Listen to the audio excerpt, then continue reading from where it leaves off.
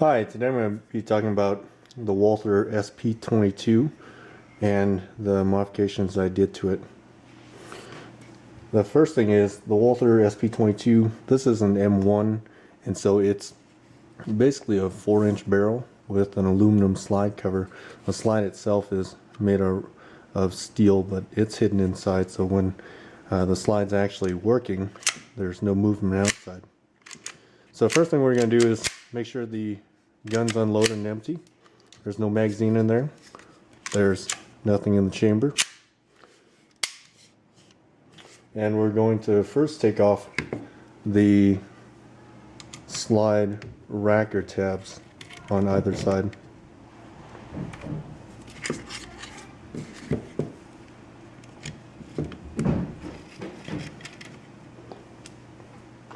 Then there's one more screw in front that holds the front cover of the slide cover on there. And this acts kind of like a bushing for the barrel as well. And it comes off with a 5mm hex. And then the cover is ready to slide off. It simply just slides forward and comes straight off. The first thing I did, well, to remove the slide here, what we're going to want to do is actually cock the hammer back and then pull back slightly on the slide, and then it goes forward and the recoil spring will want to come out. So the first thing I did with the gun is I wanted to remove the magazine safety that prevents the hammer from firing if there's no magazine in there. And unfortunately it was already removed and I tossed the piece because I didn't figure I would ever use it again. But if you wanted to do the same, it's simply a little metal tab in here that comes right out. You can pull it out from the side, and it's just a thin metal strip that goes in there and prevents the trigger from coming back if there's no magazine pushing on it. Let me show you where that area is by taking the grip off. Okay, so I've taken a punch, and the only thing that is holding the grip onto the gun is this roll pin down here. And so I've taken a punch and punched it through. And now to take the slide up, or the grip off, all you do is push it up a little bit and then push out on the magazine releaser, and it's going to get over the little hump, and then you simply pull it out. So this is the internals of the gun. The slide safety part that I was talking about earlier went here, and it was a little thin metal piece that wrapped around through there and then came out here, and eventually, or essentially, kept the hammer from coming back as the metal was protruding through. And it wouldn't protrude through if you had a magazine in there, and it allowed you to fire. But with this, I wanted to be able to dry fire it, even though it's a rim fire. The firing pin is the type that you can dry fire it. So I wanted to be able to dry fire it without having the magazine in there. So the first thing I wanted to show you about the changes I did to it was not only the magazine safety there, but also with the hammer and the trigger. And so to take the hammer out, we're going to release the hammer here. That comes out, and this just needs to pull the sear. There we go. This little pin holds the trigger hammer up. Anyways, the magazine release actually holds the bottom of the hammer spring, and so we need to push it out. And the hammer spring is back here. There's a little hammer spring cup. You take that out, and the hammer spring, or excuse me, the hammer is just held in by that one pin. And what I'll do is just take a punch, and it should just push right through. You shouldn't have to force it.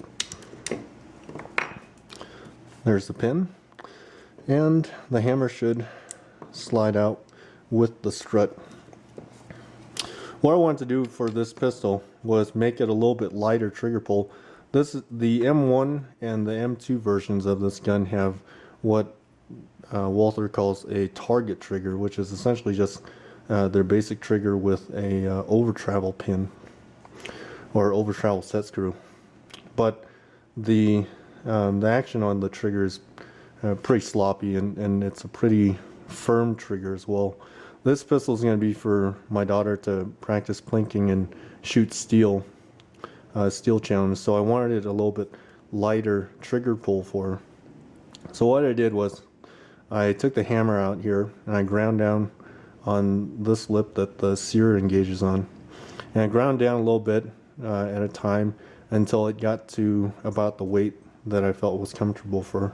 So right now I think it came in at about 7 pounds trigger pull, and right now it's about half that, so about 3.5 pounds.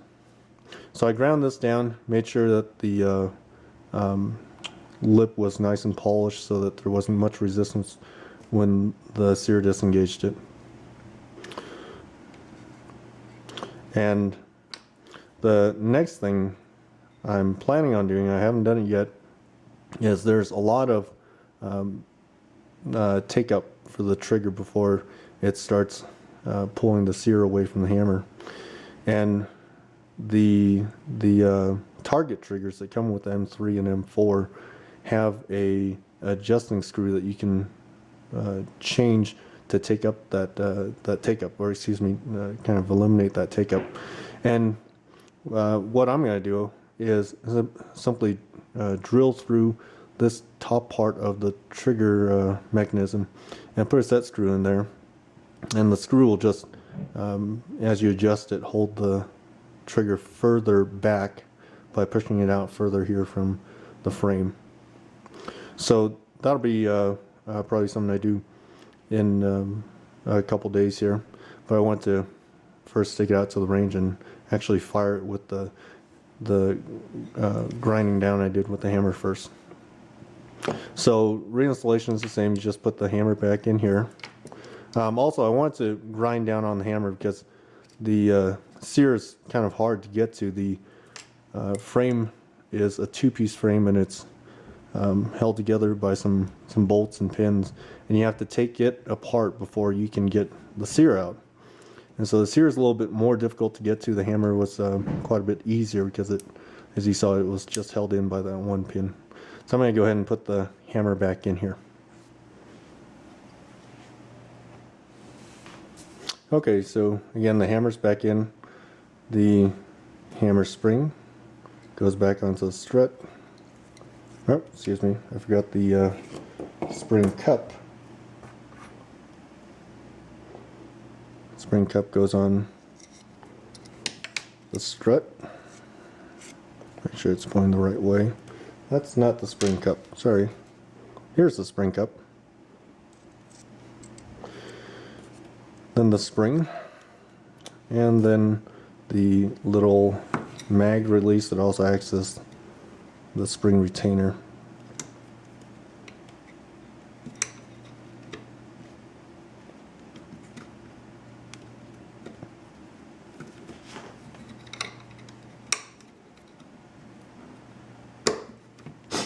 Okay. The pieces that fell out as I was doing this is the trigger bar that goes on. That piece engages with the trigger and sits upwards like so against the sear. I think that's going to be pulled back. There we go.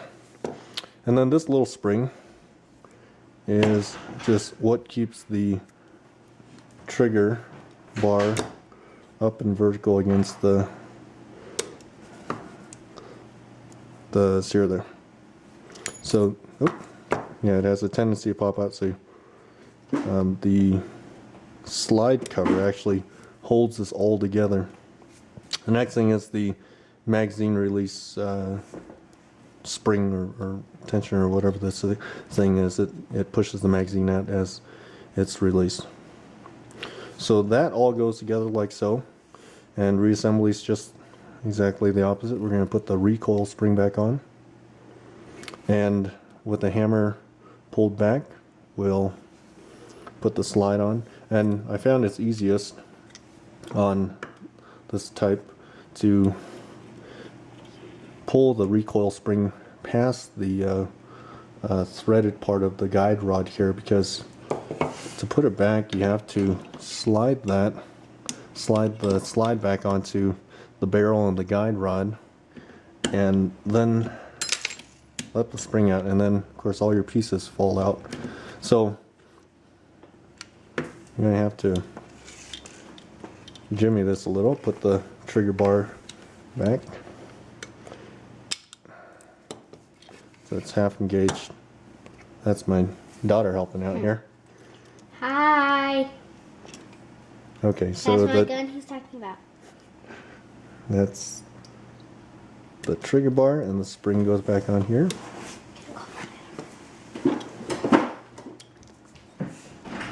And then the slide.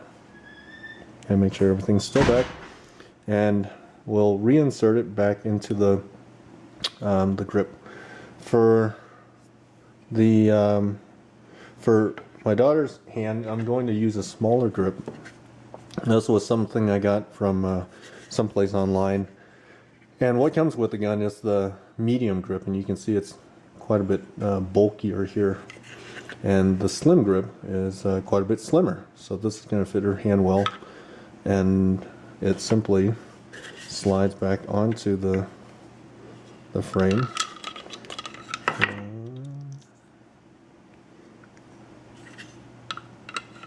Like so.